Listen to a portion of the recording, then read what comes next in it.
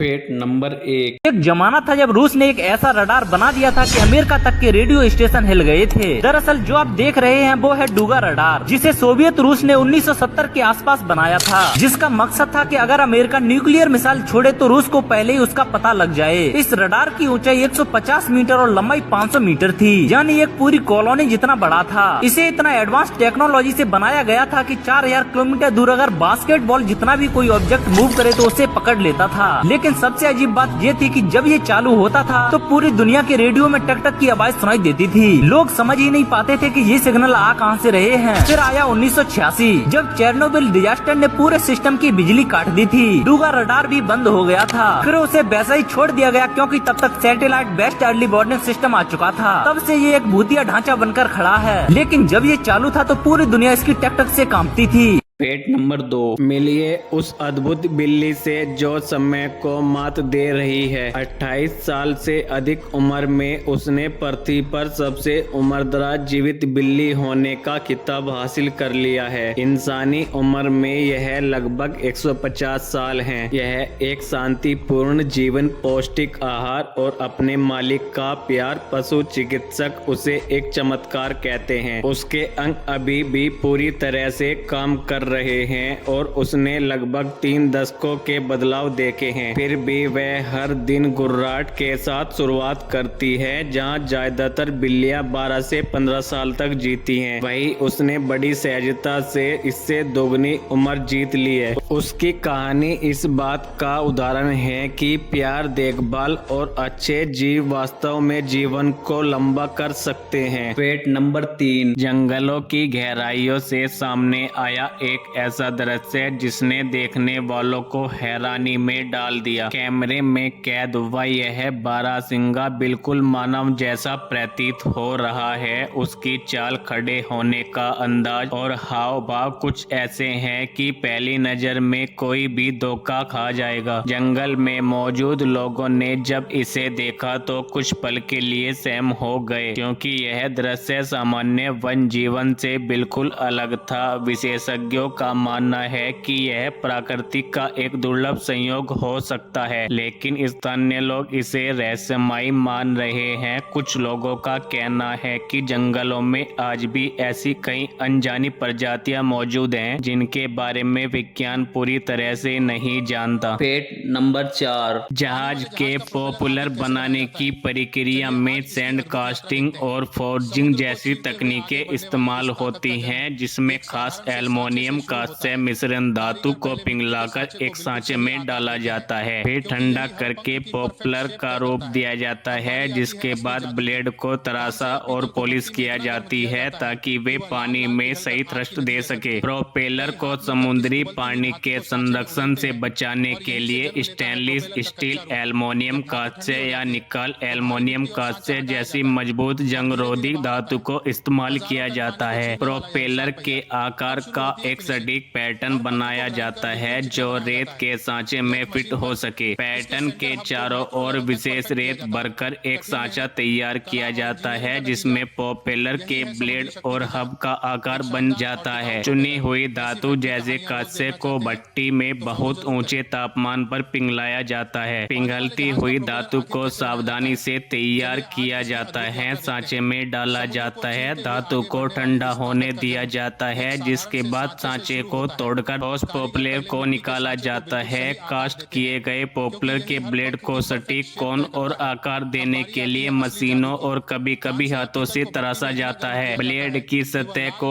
Smooth और पानी के प्रति को कम करने के लिए पॉलिश किया जाता है। कुछ प्रोपेलर खास बड़े आकार अलग अलग हिस्सों में बनते हैं और बाद में हब से वेल्डिंग या अन्य तरीकों से जोड़े जाते हैं। प्रोपेलर की मजबूती और कार्यक्षमता सुनिश्चित करने के लिए उसकी पूरी जांच की जाती है। फैक्ट नंबर 5, संपूर्ण अफ्रीकी टेक्टोनिक प्लेट धीरे धीरे 2 हिस्सों में टूट रही है। नूबियन प्लेट, जिसमें अफ्रीका का अधिकांश पश्चिमी और मध्य भाग आता है। सोमाली प्लेट, जिसमें अफ्रीका का पूर्वी हिस्सा, जिसे हॉर्न ऑफ अफ्रीका कहते हैं। ये दोनों प्लेटें एक दूसरे के प्रति वर्ष मिलीमीटर रफ्तार से दूर होती जा रही है। यह खिंचाव पृथ्वी पृथ्वी के मेटल के नीचे से लगने वाले बल के कारण हो रहा है। जैसे जैसे ये अलग हो रही है, बीच की जमीनें धंसती जा रही हैं, जिससे रिफ्ट वैली गहरी खाई बन रही है। अगर यह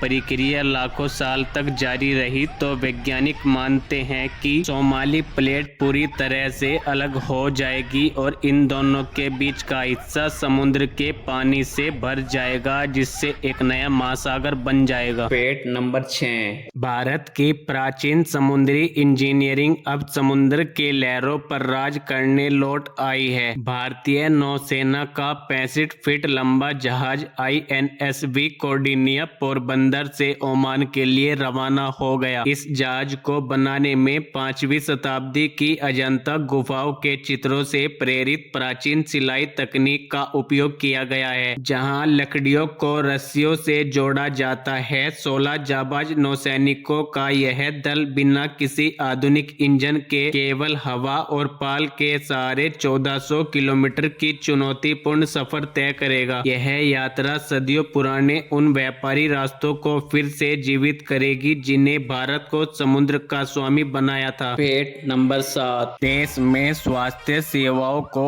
और तेज पहुंचाने योग्य और आधुनिक बनाने की दिशा में एक बड़ा कदम उठाया गया है। अब आपातकालीन स्थिति में सिर्फ सड़क या हवाई एम्बुलेंस ही नहीं बल्कि वाटर एम्बुलेंस भी लोगों की जान बचाने के लिए तैयार होगी। यह नई सुविधा नदी किनारे बसे शहरों और ग्रामीण इलाकों में मरीजों को तुरंत अस्पताल पहुंचाने में गेम चेंजर साबित हो सकती है। वाटर एम्बुलेंस में अत्याधुनिक मेडिकल उपकरण, प्रशिक्षित मेडिकल स्टाफ और हाई स्पीड इंजन लगाए गए, जिससे आपातकालीन इलाज मौके पर ही शुरू किया जा सके। इससे उन क्षेत्रों में राहत मिलेगी जहां सड़क मार्ग से तुरंत सहायता पहुंचना मुश्किल होता था। सरकार का कहना है कि यह सुविधा देश के जल आधारित ट्रांसपोर्ट नेटवर्क को मजबूत करेगी और स्वास्थ्य सेवाओं को नई दिशा देगी, क्योंकि तेज मदद और पानी के रास्ते भी पहुंचेगी। Fact number 8। प्राचीन रोमन इंजीनियरिंग का बेहतरीन नमूना हमें रोम के प्रसिद्ध पैथियन के अंदर ले जाता है। यहाँ आप जो विशाल कंसे के दरवाजे देख रहे हैं वे लगभग 2000 साल के बाद भी पूरी तरह से काम कर रहे हैं और सुचारू रूप से संचालित होते हैं। दरवाजे का प्रत्येक पल्ला ठोस कांसे से बना है और इसका वजन चौंक देने वाला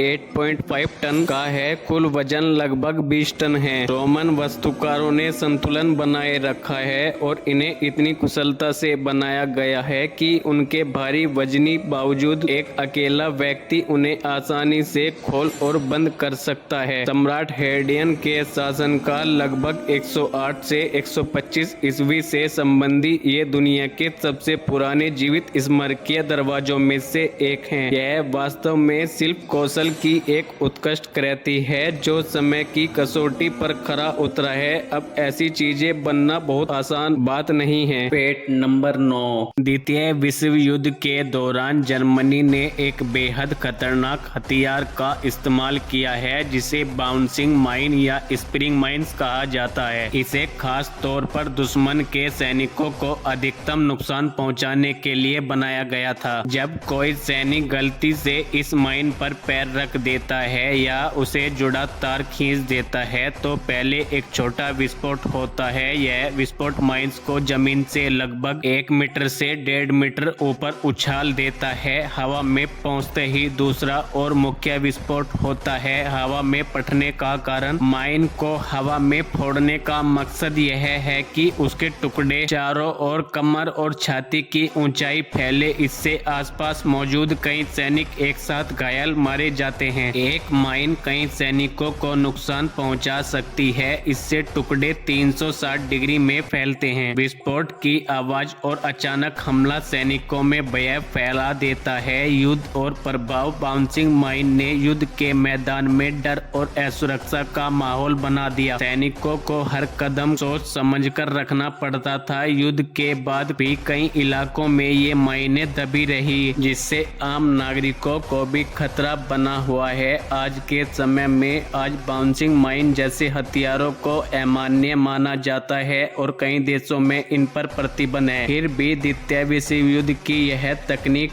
सैन्य इतिहास में एक खौफनाक अध्याय के रूप में याद की जाती है।